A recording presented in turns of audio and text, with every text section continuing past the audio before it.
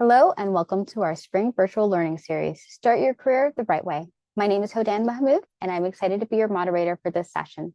For those of you who would appreciate it, I will give a brief description of myself. I am a Black woman wearing brown frame glasses, a blue hijab, and a gray sweater. Please note that this session is in English and the French session is taking place simultaneously today. If you intended to join the French session, please feel free to hop over to that session now. You can also view recordings of all of our learning sessions on our Fin YouTube page. As someone who is relatively new to the public service myself, I can't wait to hear what our panelists have to say about learning plans, PMAs, and tips we can apply for years to come. Before we begin, I would like to acknowledge that I have the pleasure of joining you from the traditional territory of many nations, including the Mississaugas of the Credit, the Anishinaabe, the Chippewa, the Haudenosaunee, and the Wendat people, and is now home to many diverse First Nations, Inuit, and Métis people. While we meet today on a virtual platform, I would also like to recognize that there are learners who are joining today from across the country on different lands, and I encourage all of you to take a moment to acknowledge the land that you are on. In this session on learning plans, PMAs, and leadership development, you will gain a comprehensive understanding of PMAs and how they can contribute to your professional development, navigate the intricacies of performance agreements, determine job success criteria, and discover strategies for documenting achievements. Learn how to leverage PMAs as a tool for personal and organizational growth, ensuring that your performance aligns seamlessly with organizational objectives.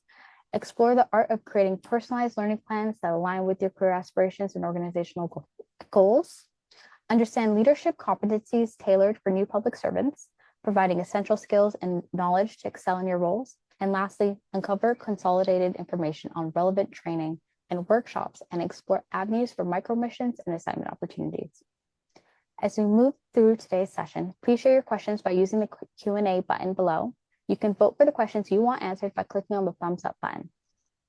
As with all Fin Learning sessions, this session will be recorded, so you can go back to check out the recordings and the podcast series at a later date. We would also like to note that the PowerPoint presentation for this session is included on our wiki page so that you can follow along at your own rate if that would be beneficial to improve your learning experience. Additionally, all the resources shared during the session will be added to our wiki page under resources. Before we get started, we have a couple of quick polling questions. This is not a test and it's not mandatory, but we would love to hear your answers. So if we can have poll question number 1 put up. Great, you should have it on your screens now. So question 1 is, how would you rate your familiarity with the Government of Canada's learning plan and PMA process? So 1 being newbie and 5 being expert. So we'll give you a couple of seconds just to get in your answers there. Great, if we can close the poll. All right, it looks like there's a good mix here. So whether or not you are an expert or a newbie, maybe you'll learn something today. I'm sure you'll learn something new as everybody's experience is different. If we can have poll question number 2 put up.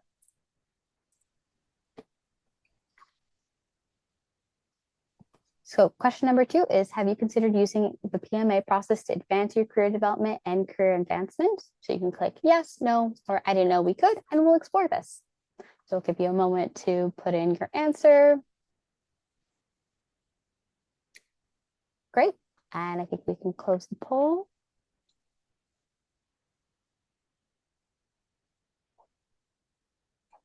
Great, so again, this is a good mix, but a lot of you actually said, I didn't know we could, and we'll explore this. So you're definitely in the right place today. So, and for our last poll question here is, how would you rate your knowledge of leadership competencies in general? So 1 being no knowledge at all, and 5 being expert. I'll give you a moment to put in your response.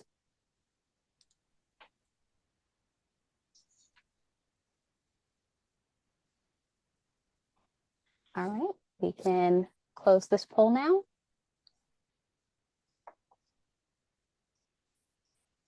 Okay, so again, a good mix, and more people have leaned into little to no knowledge or average, so definitely in the right place, and I'm sure you'll take a lot of good information out of this session today. So now with that said, I would like to introduce our panelists. First up, we have Dima Salami, a human resource professional working with Fisheries and Oceans Canada. Next is Alan Tam, a team leader with Service Canada. And last but not least, Jennifer Tessier, a human resource professional at the Canada Revenue Agency. Thank you all for taking the time to join us today. Dima, why don't you get us started?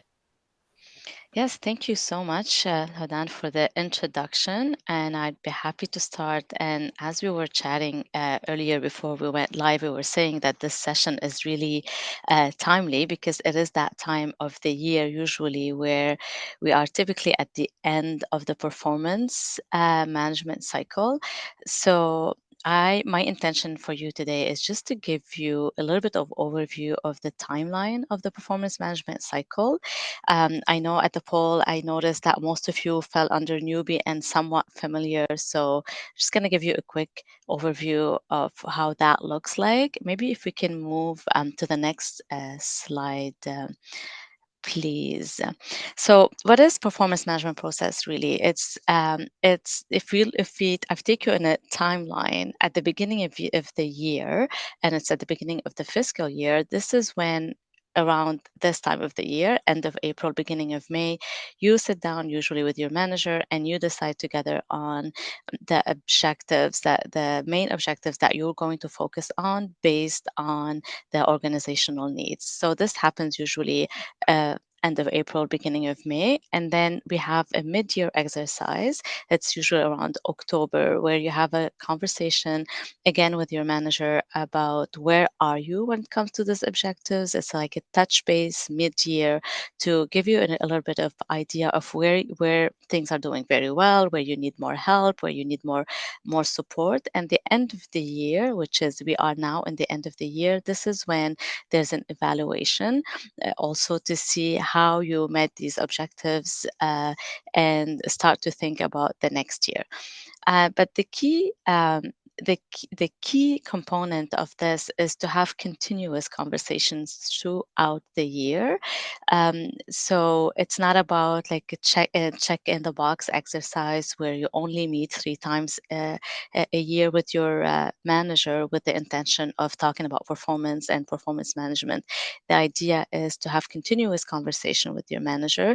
If you need help, something's not working well for you, something you're not understanding, something doesn't feel right. Um, it's very important that you take the time to have the conversation throughout the year. And of course, like if there is a structure to the performance management cycle timelines, and we do have also a performance management application. But I really, if I want to leave you here with anything, I think I don't want so much for you to focus on the exercise that happens usually 3 times a year, but I wish for you that at the end of the session today you feel more empowered to take ownership of your career and your growth as well as your learning journey, because you can use this tool as your own map, as your own tool to advance your career and your career development. And what's important for you for enable to be in that state mind of asking the right questions to your manager and advancing your career, it's really important that you stop and say, like, what matters to me most in my career? How do I want to grow? Where do I want to contribute? And if I think most of you are probably new to the public service, if you are, welcome, or somehow new. So this is a great time to really pause and ask yourself, like, where do I see myself in the public service? Where do I see myself in the short term, medium term, and long term? And how do I want to contribute? Because the learning the learning conversation with your manager is really a great opportunity for you to align where you are now and where you want to go. So really my invitation for you is to be a lot more intentional going into this exercise and not only following a process that exists already. So the kind of questions that you can ask for yourself is really, what kind of work lights you up? What problems are you curious to solve? What does success look like for you? These are like all questions, important questions that you can start thinking about, and not to be afraid to have real conversations with your manager. And usually when we usually walk into these conversations feeling a little bit nervous sometimes because we don't know what to expect. We don't know if we're meeting our manager's expectations. And so it's really important that we go in and with a great idea of of where you want to go, so that you can help your manager with this conversation too, and also not to be afraid to ask the question like, how can I contribute better? Because usually we walk into these conversations and we expect the managers to give us direction and tell us what to do and tell us where we're doing well. This, if also you walk into these conversations and ask the manager, how can I contribute better? How can I add value? And this, at the end, the way I see this, it's a win-win exercise, because the manager is also um, looking for support. And if you come out as a team player and say like, I want to be here to support, I'm not only here to advance my own career. And this is something I know I learned in negotiations. And usually, like, the best part to really have good negotiations is not to ask what we need, but also to ask the other person what they need. When you get a better understanding of what your manager needs from you, then this is when you can start seeing yourself clearly about how you can add value and how you can contribute better. um, and I just noticed that maybe I totally got off script, and I always do that. So if we can go back to the second slide and see if there's anything on that second slide that I did not speak to that I can speak to now. Yeah, so I spoke briefly about the PSPM app, which is really the formal application that the government of Canada used to document the conversations that you have between yourself and your managers. And also, it's a tracking tool really to allow for the managers to um, document objectives, document competencies, document results at the mid-year and at the end of the year, as well also to document the learning activities that you agreed to focus on between you and your manager. Can I have the next slide, please? Again, I did touch on this. So, this is really the annual cycle of the performance management. It starts by defining the work objectives and at the beginning of the fiscal year. And at the mid-year, this is really an opportunity to look, where are we when it comes to achieving our work objectives and competencies. It's an opportunity also for the manager to give you feedback of where you're at, and also it's an opportunity for you to share with your managers if there are any um, either personal health, any other factors that you think are impacting your performance. This is a great opportunity to bring them up, because that could lead to changing a little bit your performance objectives, or doing some tweaks so that your needs are being accommodated. And then the end of year, this is really when there's the formal year end assessments. And this is when you'll be giving a performance rating by your manager. Next, please. Okay, so this is in the tool, in the app, there is a section that's called the learning plan. And like the slide says, it is an evergreen, but usually this depends on the type of work that you're working, the skills that you need to do your job well, and your short-term goals, as well as your long-term goals when it comes to your career. And this is very important if you really want to take ownership of your career, to come to this conversation, especially when you're about to talk about learning plan, really prepared to tell to your manager what is your interest, um, and in which areas you want to grow, and how this aligns with the organization's needs. Because it's very important that we're not only thinking about what are our personal interests, but how we can align our personal interests with the organizational needs. And it's also very important to keep in mind that learning doesn't always have to be in a formal course. There are many opportunities where you can learn. It could be as simple as shadowing someone in a project, or maybe asking to join a working group so that you can get exposures to a new file. Maybe you want to go on an assignment for a short period of time.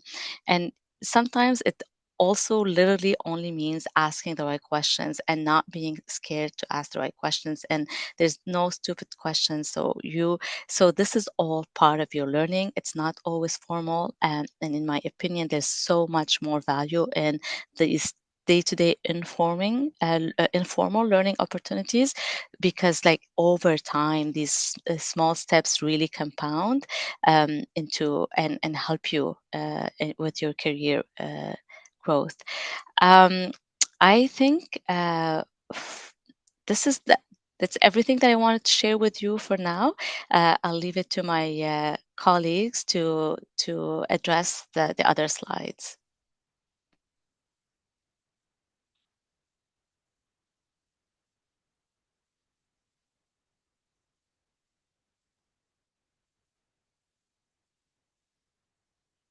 Okay, thank you, Dima, and hello and good morning from I'm Alan from Calgary Treaty 7 Territory. I'm a team leader with Specialized Processing Center located in Calgary's Treaty 7 Territory. So I'm going to share my piece of, I'll say, advise my experience from my leadership perspective, from a team leader perspective, from a supervisor perspective.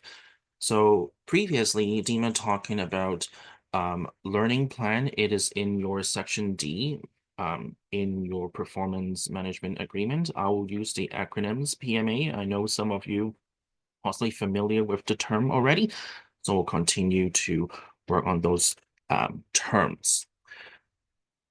So it comes into the leadership competency in here. So tying it back to learning plan. If you are going for a leadership route in the future as a supervisor, team leader, director, manager, or you are just new to the public service, looking into over there, not there yet, aspire leaders, then key leadership competency is for you. This is pretty critical for those in a leadership position to know these 6 leadership competencies. There's an infographic in here. Vision and strategy, mobilize people, integrity and respect, collaborate with partners and stakeholders, achieve results, and promote innovation and guide change. So with this 6 competency, you will possibly, if you're going for that role, you will need to look at the website. If you are in Google looking up this term, key leadership competency, Government of Canada, this will pop up. The page will shows you what are the expected behaviors as a supervisor, manager, director, and explain what each of these actually is about. Have a self-reflection and see what are the gaps or if there are room for improvement in certain areas. Some of our job title, yes, we have a term manager, supervisor. Some roles may not be, but let's say in Service Canada perspective, their position called business expertise advisor. Although the term leader is not involved in there, but still involve couple, I would say, all of these competency. So look into those to see where the gaps that you have. And again, tying it back to the learning and development plan in your section D, it is it's a green document. There are a couple resources available in, for example, GC Campus and within your department, and also mentorship opportunity as well. Take me with you opportunities. I know later on there are slides involving in those. So GC Campus is a good place to find your resources. There are leadership roadmap and also job aid as well. Again, Dima mentioned those learning opportunities doesn't need to be formal as in a course format. It can be as an informal take me with you tagging along, job shadowing. So ensure to put it in your learning and development plan as a plan item. It will be easier for your leaders to know where you would like to head into, and kind of ties in also later on the other slide talking about collaboration. When we talked about the next slide in here, it's employee and manager collaboration. Dima, say it just right on there. It is a win-win situation. It is a two-way street. I'm a supervisor throughout the performance management cycle. Yes, I need to rank my staff if you are on track. If you are succeed minus, succeed plus, how can I support you in your learning journey? For my team, I practice servant leadership and practice the 365 feedback cycle. It's not just giving you the feedback, there room for improvement. It's about how can I support you for a leadership goal and your job as well. Because you folks are doing exactly I'll say the field job. I may not know what it is or missing. So letting me know, your supervisor know, have an open, transparent conversation is key to support you. What tools do you need? Should I improve my communications? Should I make the objectives of certain projects clearer? These days, with RTO and different changes in the organization, leaders can be tied as well. So I believe many of the leaders will appreciate you give them the feedback. And we all know we are humans and we have different perspective. In the GC community, I know some of you are new public servants in the government of Canada community. You may hear about the colors, right? Green, blue, yellow, and red. Those are the personality profile from something called Insight Discovery or DISC. If your department is offering those, I do encourage to take the courses and know what your personality is, what your work personality is when you're conscious and non-conscious self as well. The profile also will tells you what are your weaknesses, what are your strengths, how can we communicate with you. Create that relationship with your with your supervisor. Sometimes open and ask, oh, is it okay to share the inside profile, this profile, so you know how to communicate with your supervisor and also know where you're good at, where are the room for improvement. Some areas may be blindsided a little bit, need room for improvement, and then go from there. If your department does not have those courses available and you're very eager to know what kind of personalities are you? What is your strength? What your weaknesses to work on to be in the season? Because Dima talked about it in previous slides. It's now is the end of the performance review cycle. We'll be starting another one soon. So there's a free site called 16 Personalities. It's a free site. You will do your testing and your personality will come out from the analysis. You can pay a little bit more to get a premium package, but knowing yourself, strengths and weaknesses, and what are the trigger points sometimes will help you grow in your career. And also, guess what? Will also help you to work with your supervisor in an open and collaborative space as well. Have that open conversation will help your supervisor provide what you need, as I previously mentioned. How can we support you in there? Because there are resources you may not know, and supervisor do have that resources and the ability to provide you those information. Some information can be also include. I'm going to do some commercial in here. Thin do offer in-person learning days. There are some already happening and going to happen in your city. Check it out. If you are going for a leadership role, Finn also offer the Future Leaders Forum. There are also other communities in the GC community. NMC, National Managers Community, offer in-person Managers Learning Connect as well to bring in speakers talking about mental health and values and ethics. Those are very good resources, and some of them can be informal.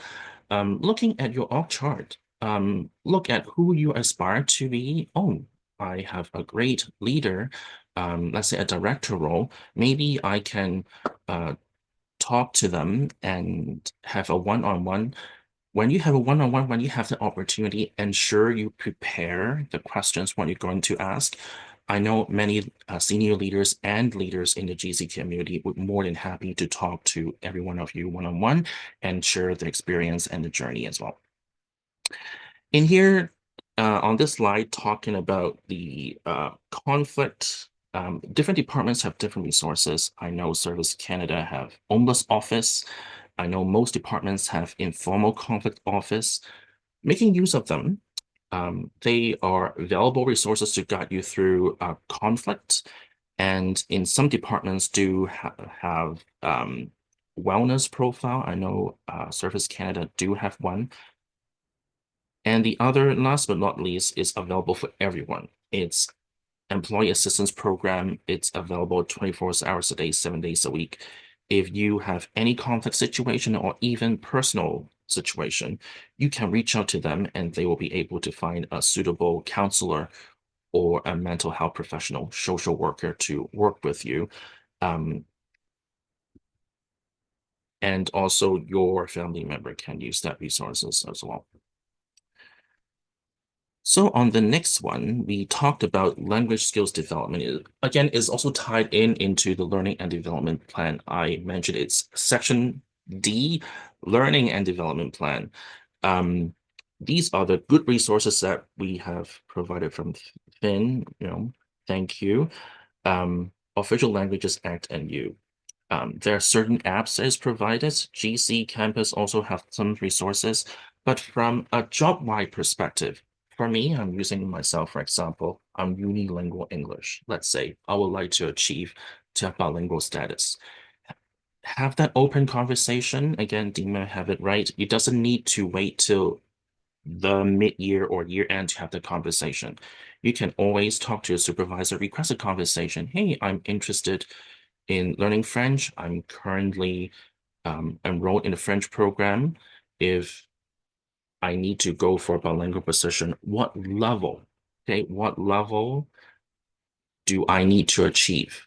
They will provide you a level. For example, my shop, we are looking for C, B, and C, oral, reading, and listening. These are the goals that your supervisor will let you know. Then you can start looking from there. Okay, I need to achieve C, B, and C. Okay, I'm doing the learning. How can I get there? What resources available? Some departments offer beginner or intermediate level of conversation courses. Go from there. And some recruitment initiative can spot folks from those groups and say, hey, are you interested to have your French ability tested? When you are comfortable, I will say, talk to a supervisor and say, I think I would like to go for SLE testing, second language evaluation testing, and then see where you are at. Once you have a result, okay, let's say I have an A and I need to achieve to a B, right? Talk to your supervisor to see how can they support you. It can be an open conversation. They do have resources and departments do have resources. So talk to your supervisor, again, have the open conversation, and then go from there. I'm going to hand it over to Jennifer to talk about more. Thank you, Alan. I'm Jennifer. Hello. So I'm planning on speaking with you a little bit about career navigation and learning, and I think it flows really well from the topics that Dima and Alan just mentioned, because in order to navigate your career, you need to know yourself. You need to know where you want to go. And the navigation is really about how you're going to get there. How are you going to make your path to achieve your career goals, right? Part of that's learning, part of that is performance. It's all really, really great stuff. If you don't mind flipping to the next slide, please. Thank you. Okay, so with career navigation, there's many, many ways that you can go about doing this. There isn't a right or wrong or one size fits all kind of approach. There's all kinds of things you can consider, like micro missions, assignments, secondments, or temporary moves, things like that. There's also opportunities that maybe you didn't ever think of or you're not familiar with. There's things sometimes that get posted on the GC Collab spaces or LinkedIn, Facebook. There's all kinds of informal groups out there that you can leverage as well to help with your career. Use your networks of people that you work with, that you worked with in the past, things like that. The biggest point on here that I really want to stress is advocate for yourself, because your career is your responsibility. It's up to you to take it where you want to go. So don't be a passenger in your own career, right? You're the driver of that car and you're deciding where you're going to steer it, right? To figure that out, I mean, there's a lot of different things you can use. There's a Federal Youth Network has their career boot camp every year. That's a great way to learn about different things that are going on, different departments, how you can, boost your resume and networking. They have also speed mentoring is often a part of that. So lots of great resources at your disposal through the Federal Youth Network. A couple things I want to mention that maybe you didn't think of that you can use as a career navigation tool. One of them is actually the GC Jobs website. So one of the things that you can do in order to help yourself with your career is go and look at past job postings. Look at different things that you think you might be interested in. Look at the poster for that type of a job. What were the duties? Do those things sound interesting to you? Does that sound like something that you want to do? If so, great. Keep on reading. Look at the education that they asked for to do that job. Look at the experiences required. Do you have those experiences? If not, maybe you want to work towards gaining things, project management, presentations, whatever the case may be, right? It's a great resource that you can use to help you discover different jobs that are out there and how you can help yourself to prepare for them.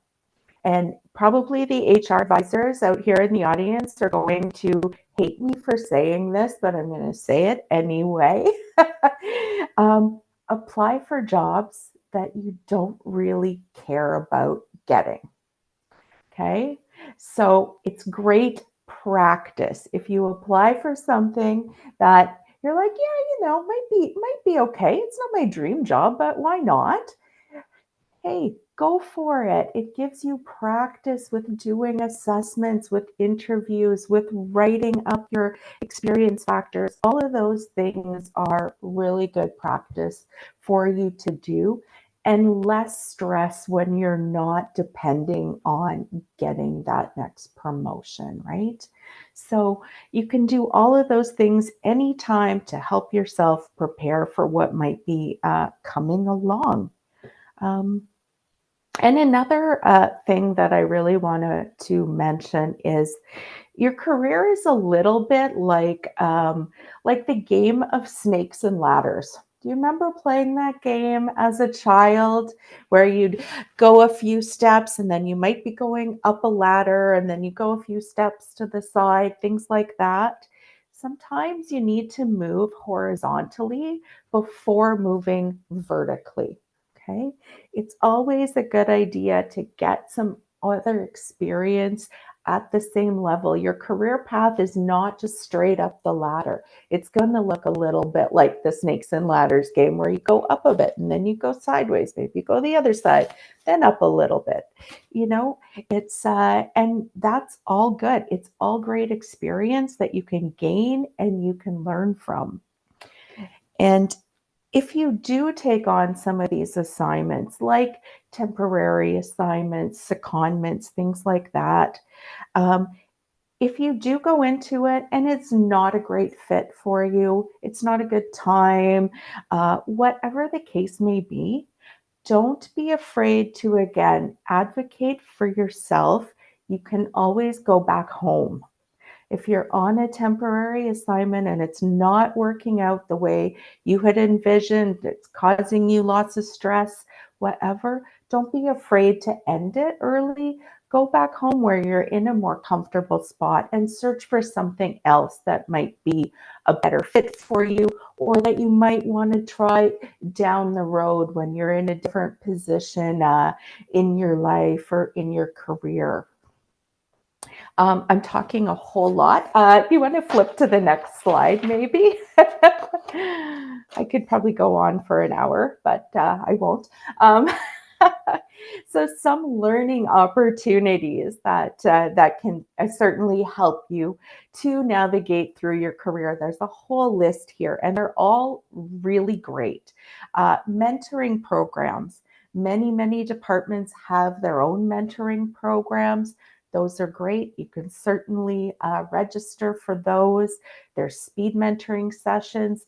The Federal Youth Network plans quite a few of those, as well other YPNs within departments and things like that.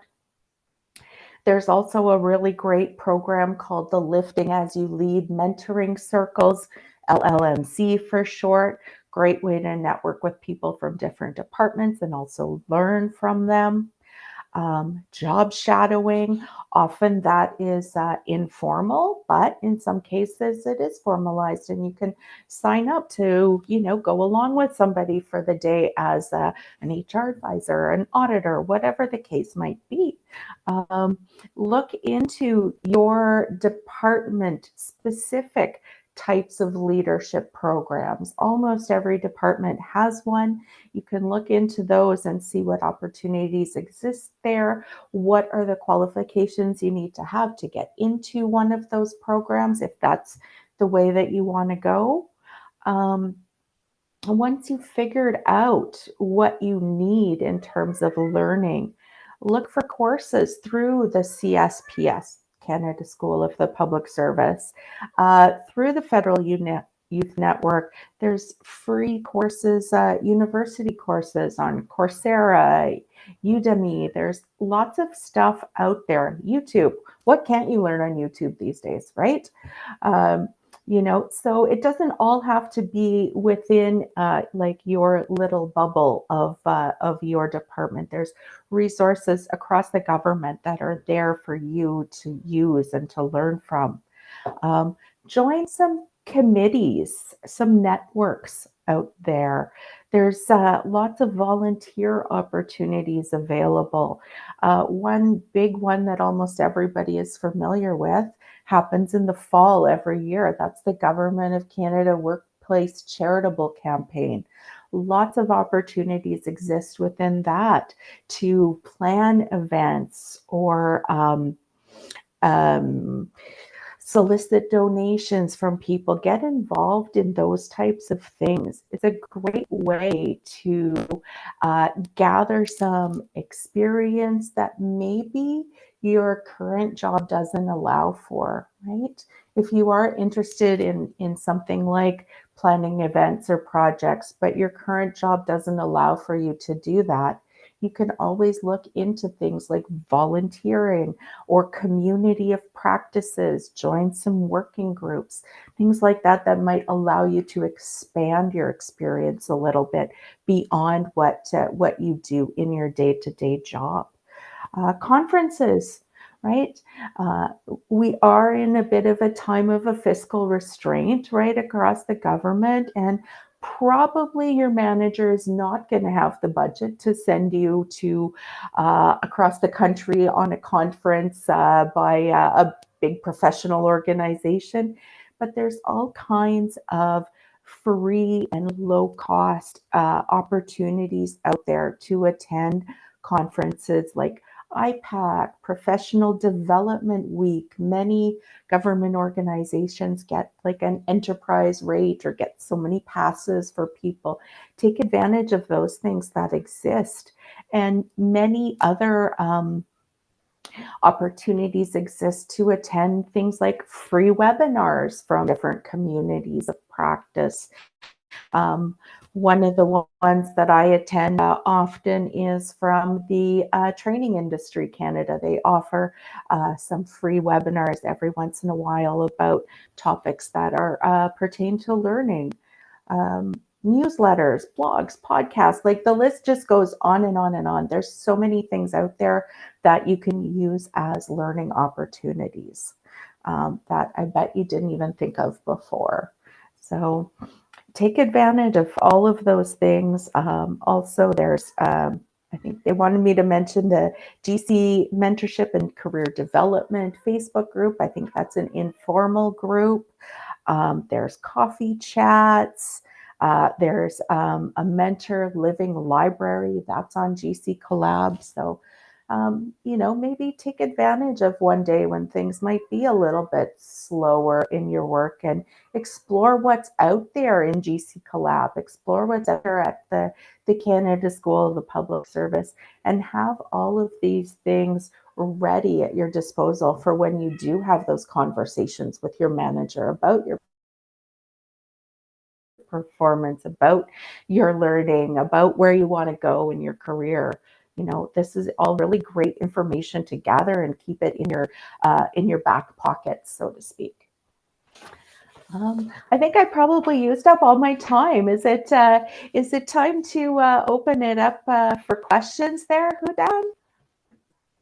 It definitely is. And we have a lot of good questions coming in. But thank you all. You've provided a lot of good information. And it looks like we have 30 questions already, and some that you've answered as you've spoken. So that's always good. So before we move on to the Q&A, just a reminder that if anybody has any questions, you can use that Q&A button below, and that we will be going to the questions with the most upvotes first. So if you like a question that you see, give it an upvote and we will answer those ones first. All right. Let's go with the first question is, what do we do if our managers are not having these conversations with us, even after we're asking to have these conversations? So Dima, why don't you take this one?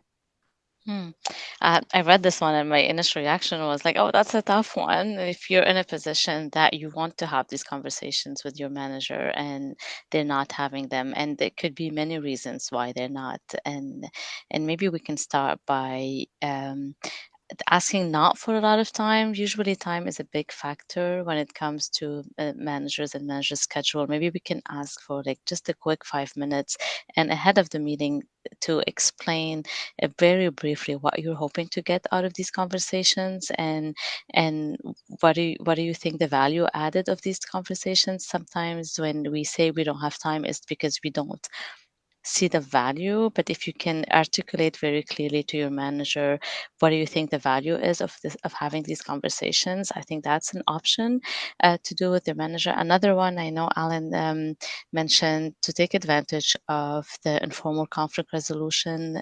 People maybe we're not talking about conflict and it's not necessarily conflict, but they can definitely give you tips on how to handle somewhat of a sensitive situation with your manager, where where you're interested in having conversation and they're not. So I would definitely take advantage of this resource. So just to try to understand if there's something that you're missing, that you're not seeing, of the reason behind why they're not interested in having these conversations. I don't know if Jennifer or Alan have anything else to add. I think Dina, that's really great advice. Dima, I agree with you. Although the term informal conflict resolution management can be a scary term, it is not that scary. We are human. Mhm. We sometimes agree to disagree, sometimes may not come to that place. Those offices will have, I would say, a mediator or a counselor. They are not unionized. They are not representing management. They totally give you a neutral solution. Some department will even provide a one-on-one session coaching you how to deal with certain scenarios. It's Mhm. in a private, confident situation. You don't need to share with anyone. Will assist you, giving you tools how to approach those situations. I've used it a couple of times. Um, some scenarios, the mediator, the counselor will even offer, okay, do you like to have that person into this space as well to have a conversation to just fix it, or you're good on your own, right? So use those resources and go from there. Hmm.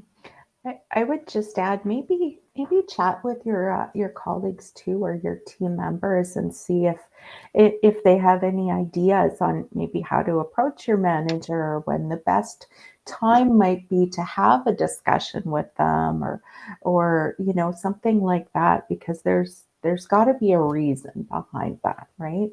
So if you can try to make that conversation a little bit less difficult for them, they're more likely to engage in it as well. That's all very good advice. The next question is, how do I convince my manager to approve an assignment or a micro mission or a secondment? Jennifer, maybe you can take this one. Yeah, so that is a good question for sure. And my advice on that one would be to negotiate with them.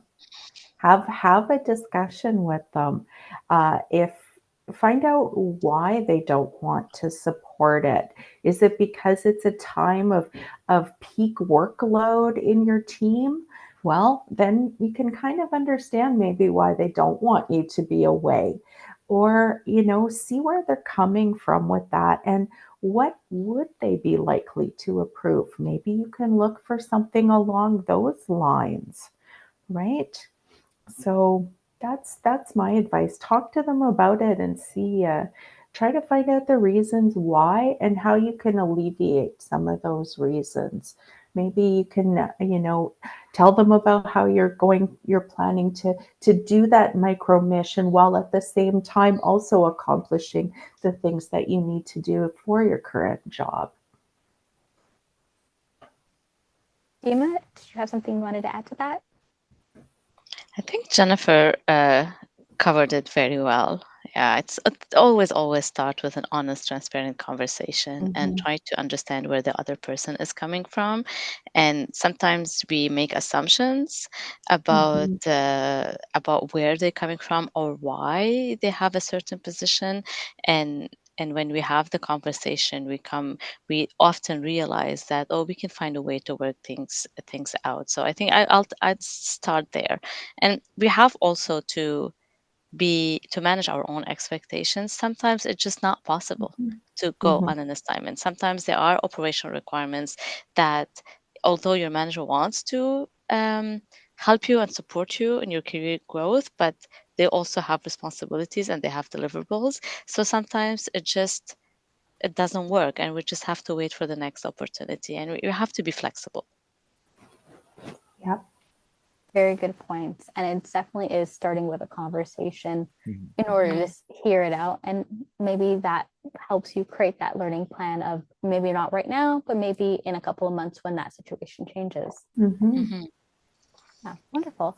Alan, let's go to you. The next Mhm. question is it okay for your senior management to predetermine that no one on their team will receive anything higher than a succeeded? And how do you navigate that?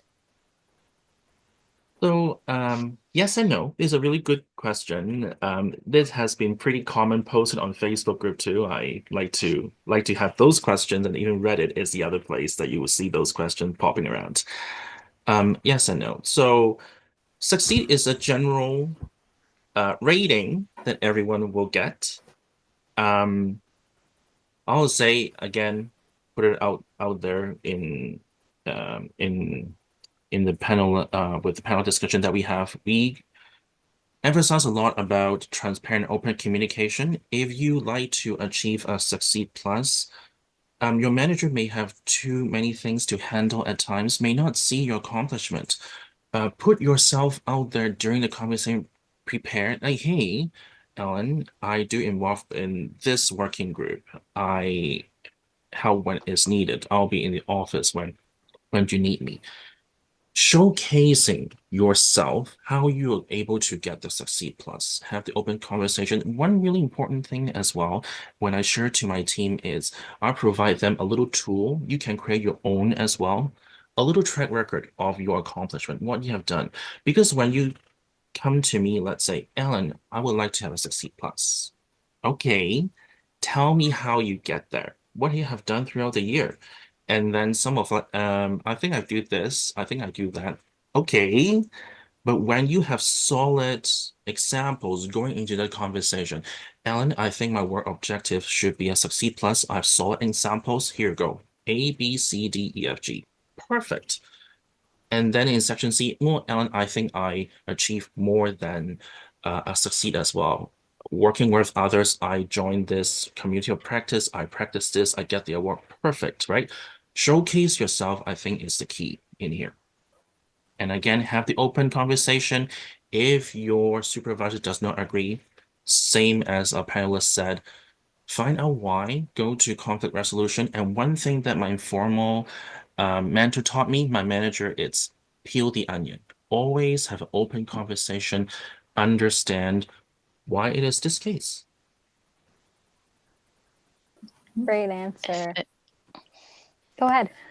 Yeah, I wanted to add that getting succeeded is really very good. I don't know. A lot of people have this idea that if it's succeeded, it's not good because I mean, I just passed, but that is not true. Succeeded means that you really met all of your expectations and you're doing a great job. So I think just also in our own mind, the framing succeeded as a positive result is very, very important because like doing your job well and getting succeeded, that's something to be proud of.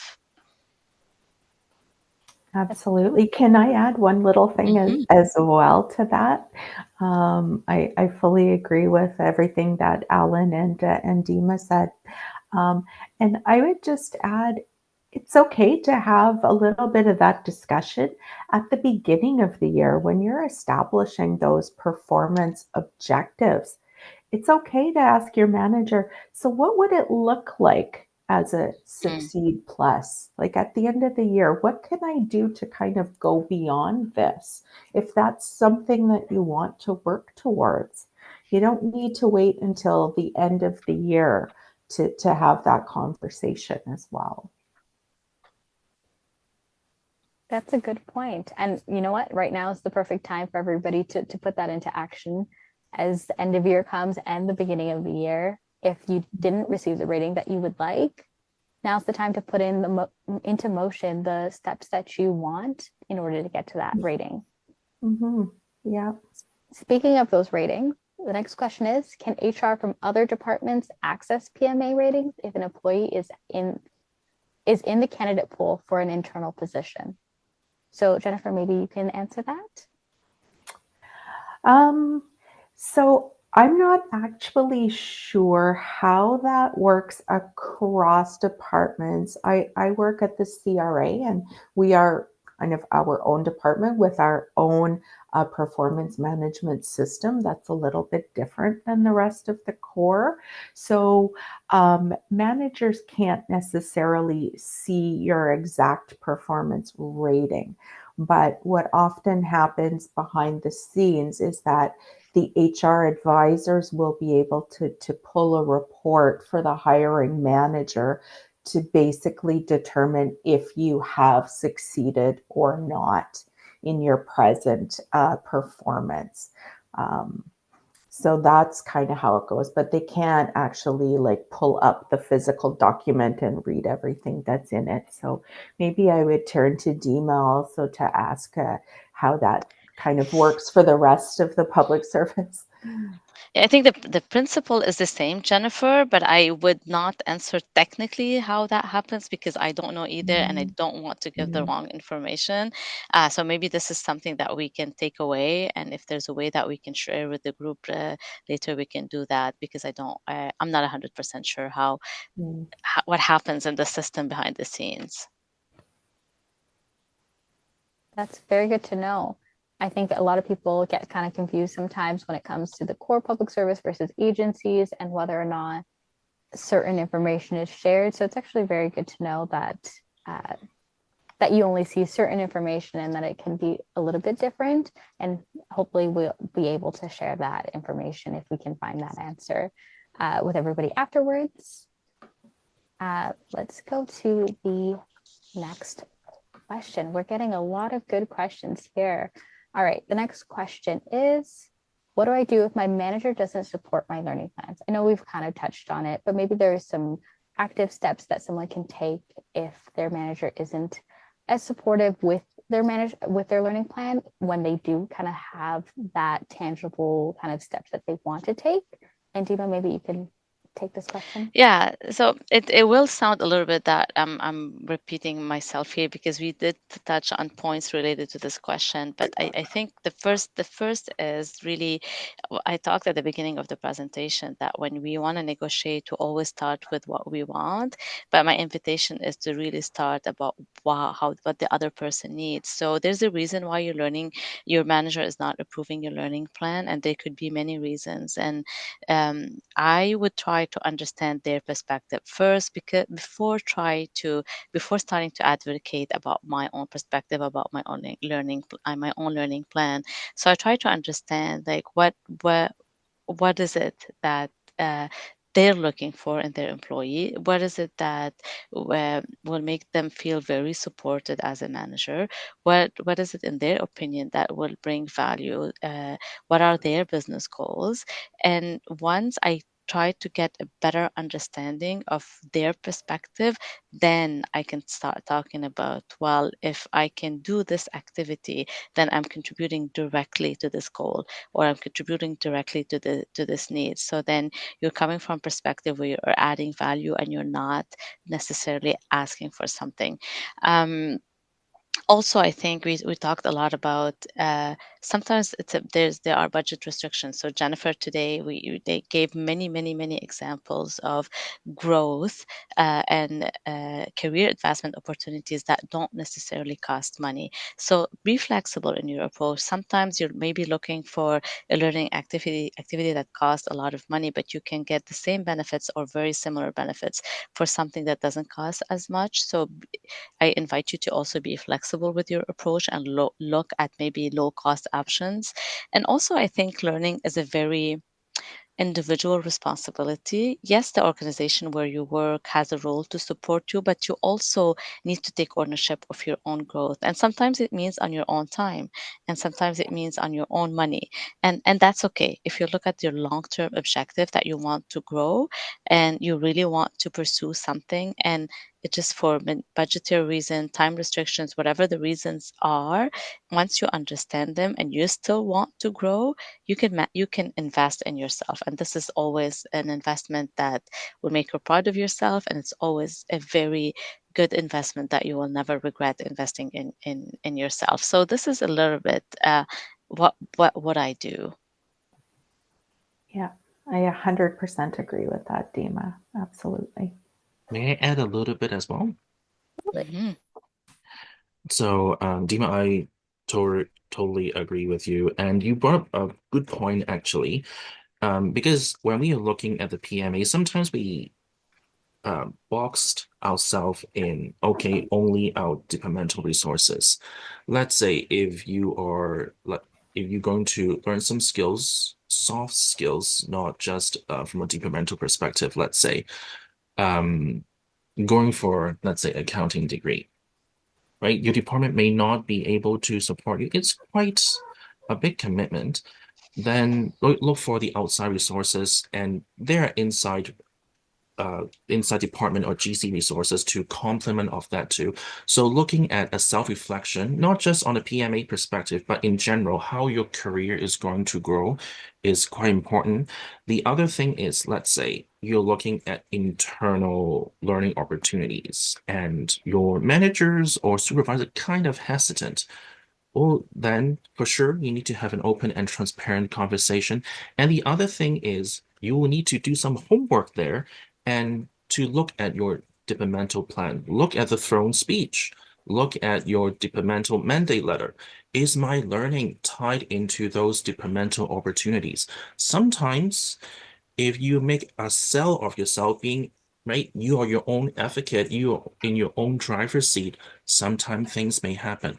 But at the same time, understanding management perspective is key as well, right? Remember, we talked about in our key leadership competency, one of the things that leaders have to achieve is achieve results. We do have some KPIs have to reach, unfortunately, as a group we got quite tied in. Have the open conversation, do your homework, create an open space. If it doesn't work, go to informal conflict management for consultation. Um, there should be some areas that we can both work together. So a little bit of learning there for everyone. Thanks. That was some really good insight, Alan. Thank you so much. And kind of going off of that, there was a question that was if they do agree with their PMA and they kind of have had that conversation and understand kind of what their learning plan can look like and what the challenges are, do they still put comments and add to that? And I don't know if any of you can touch on this.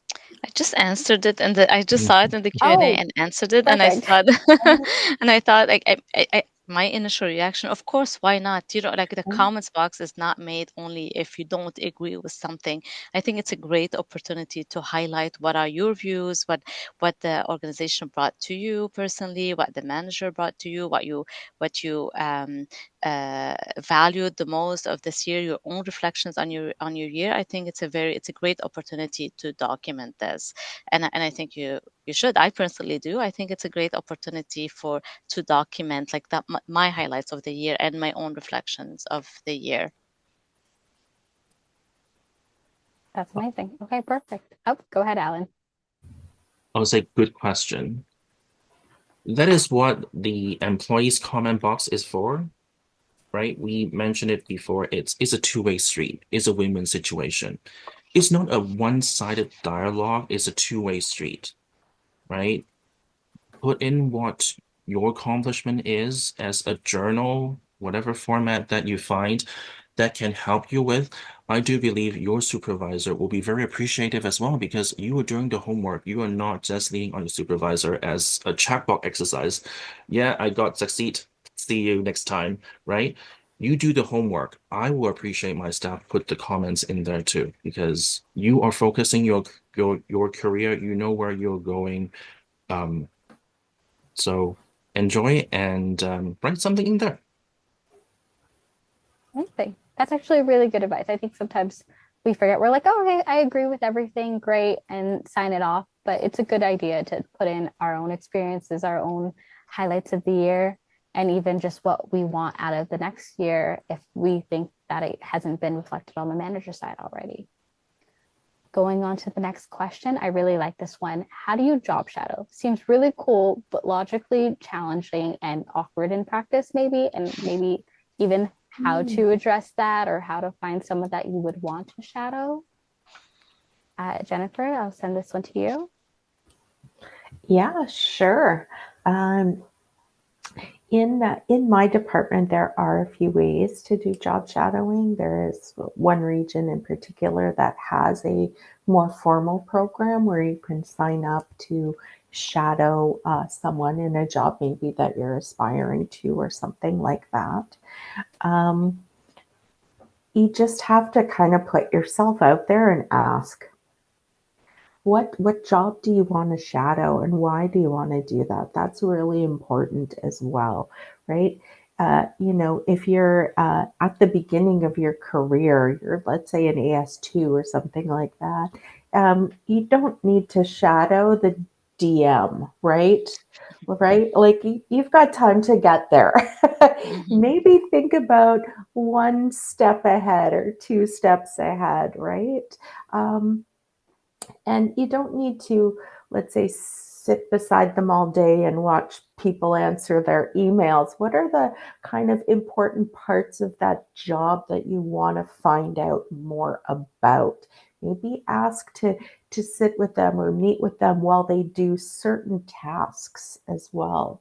Um, yeah, because it's kind of boring to sit there and watch somebody answer their emails. But if they're in a very interesting conference, or maybe there's somebody that gives some training, well, maybe you can observe them to give some training or something like that. It can be a little bit creative. Dima, did you have something to add?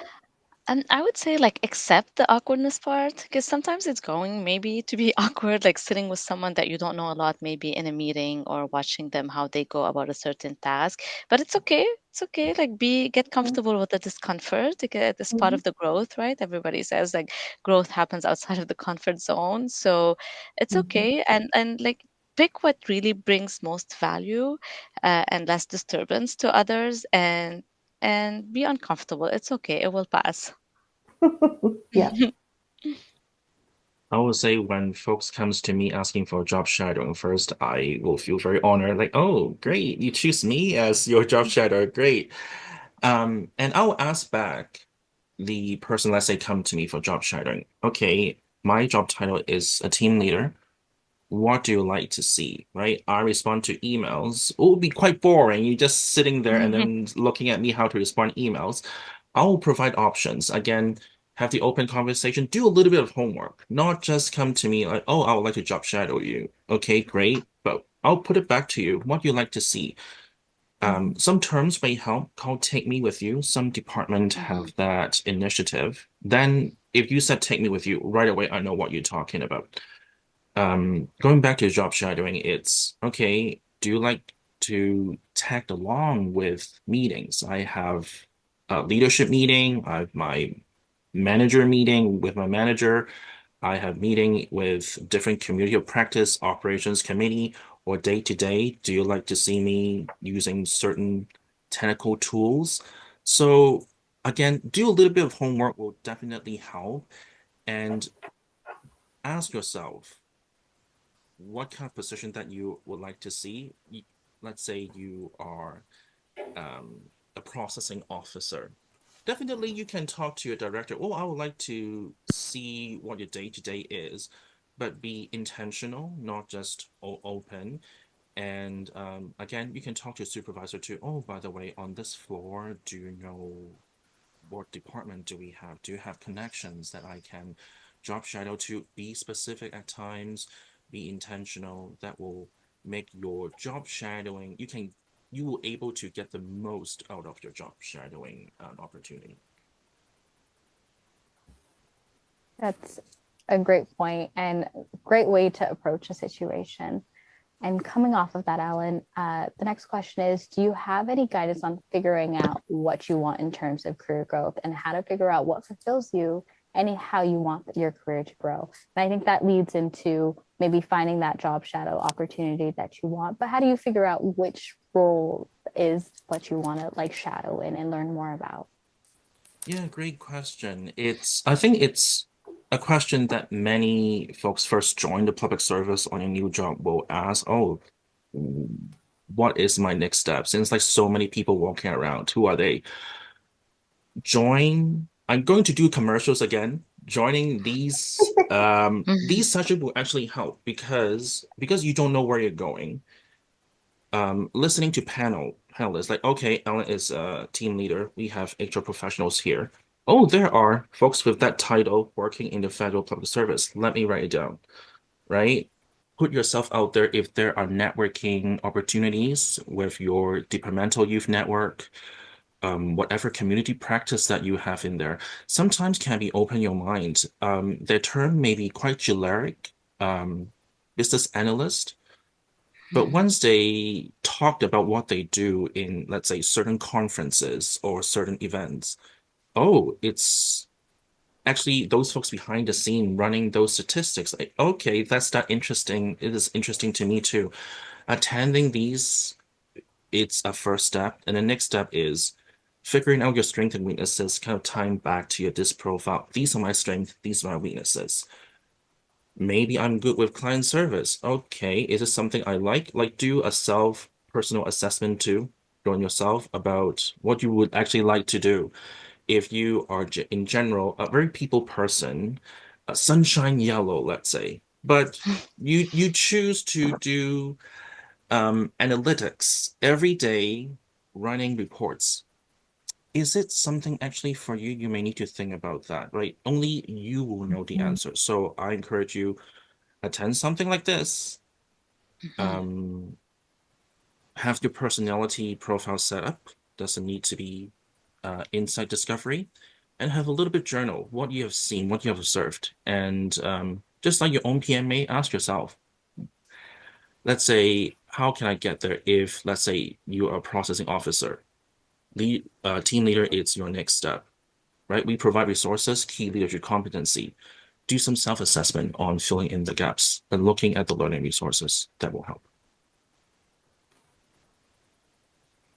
It's a great answer. And I think that's just a good way of approaching just the beginning of your career and how to navigate that and think about what your long-term goals are. Maybe can I add something? It's important, I think, to do this exercise as often as you feel that you need it throughout your career, because many of us, like I've been in the public service for a very long time, and I feel sometimes we just go with the flow, and then one day we wake up and we say, why am I doing this anyways? Like, am I doing this for the right reasons?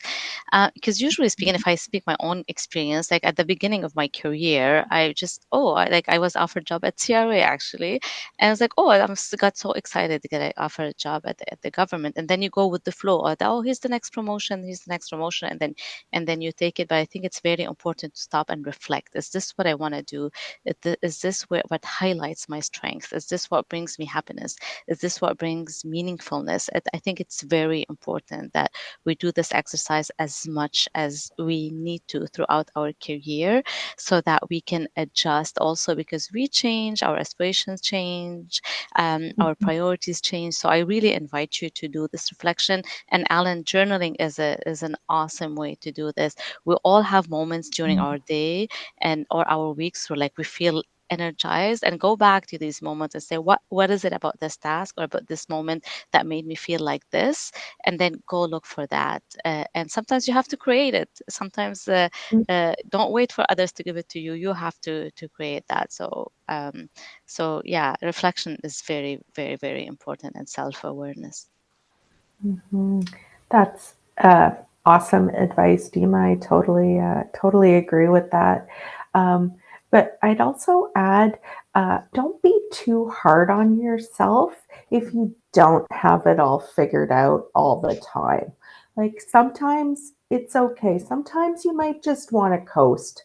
If you're in a job where you're really enjoying it and enjoying the people that you work with and whatnot, like ride out that wave for a little while. It's okay to do that sometimes also.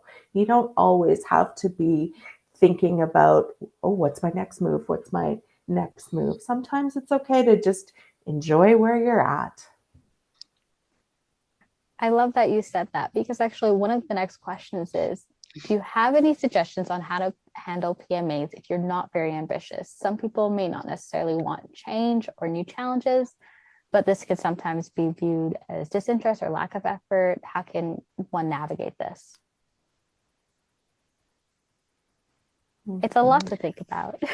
Yeah, I think like and the performance management is not like about always what is the next thing. I think if you look at any organizations, most people are happy where they are, or you hope they are. Like unfortunately, there's a part of an organization um, that they're not the right fit in their position, or they need some improvement to their performance.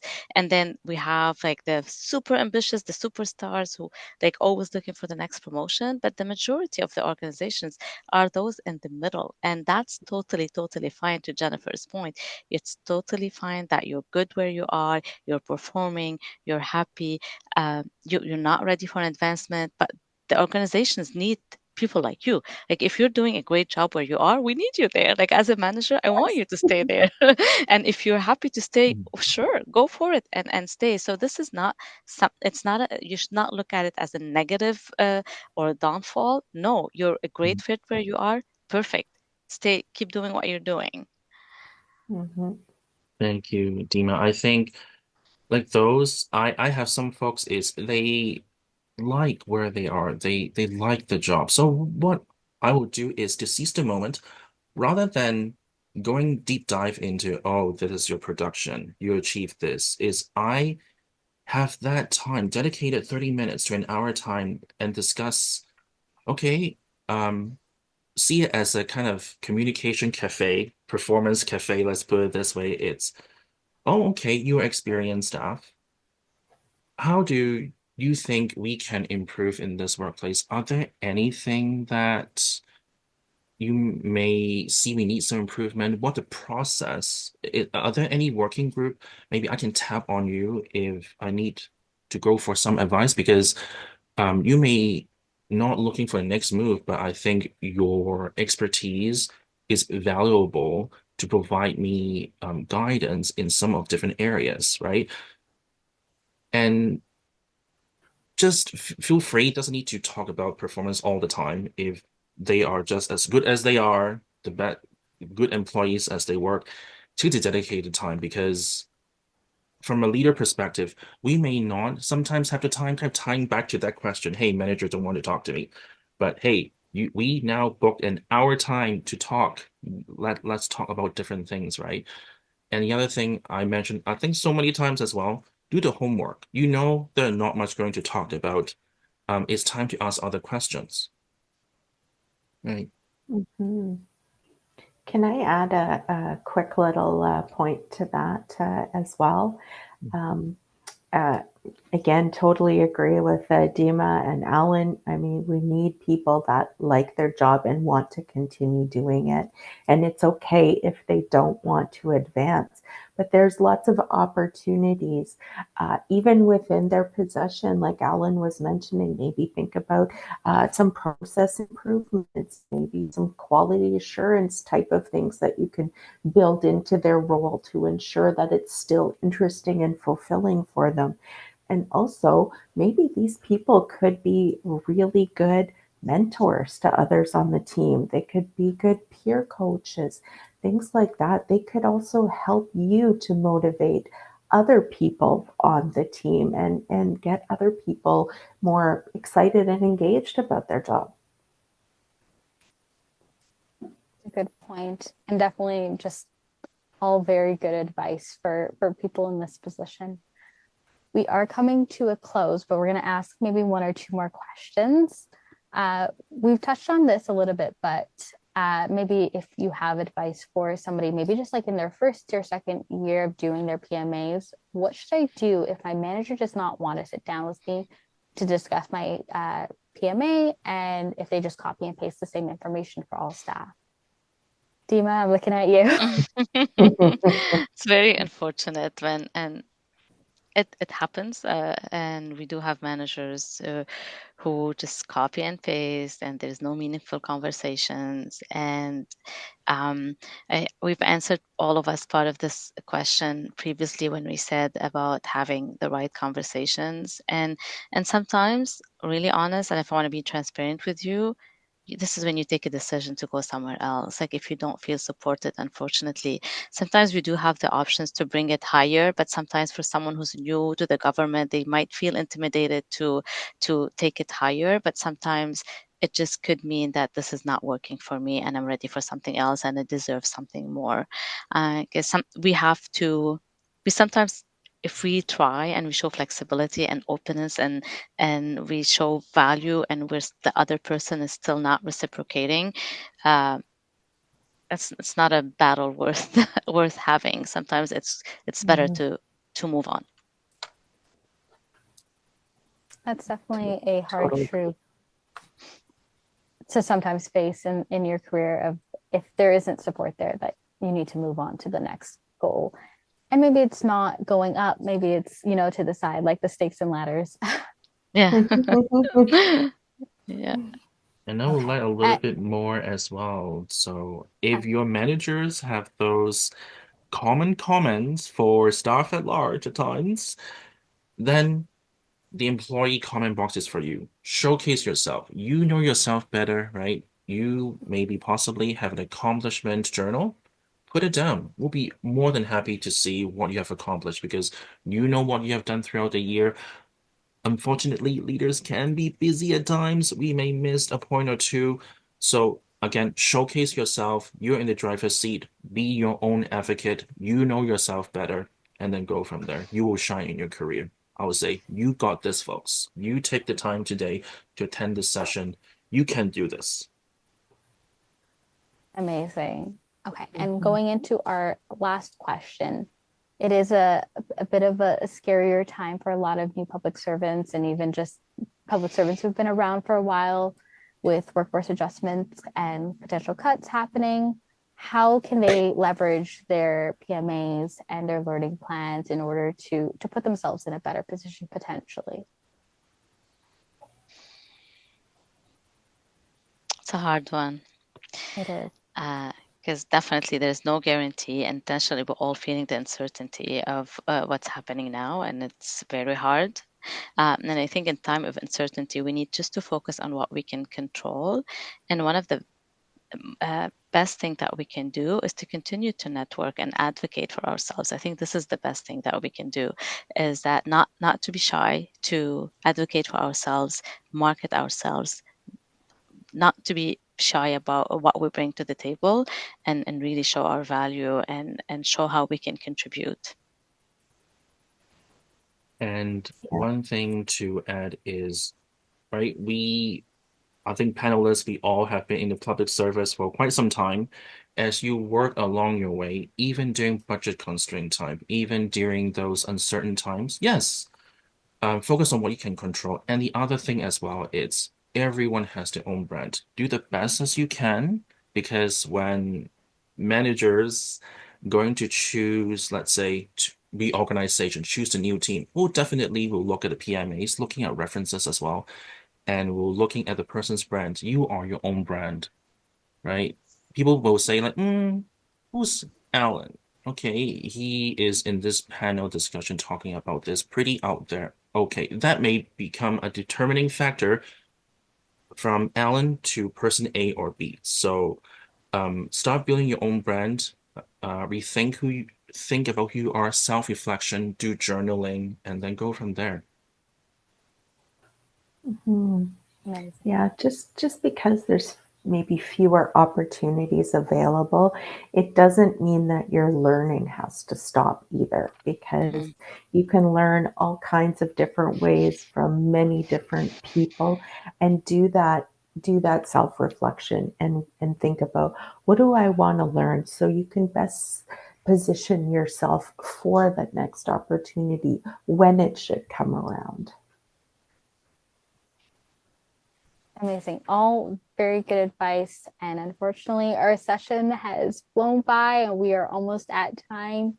Thank you all for taking the time to be here today and share your wisdom. You three have been just a wealth of knowledge. Thank you so much. Thank you.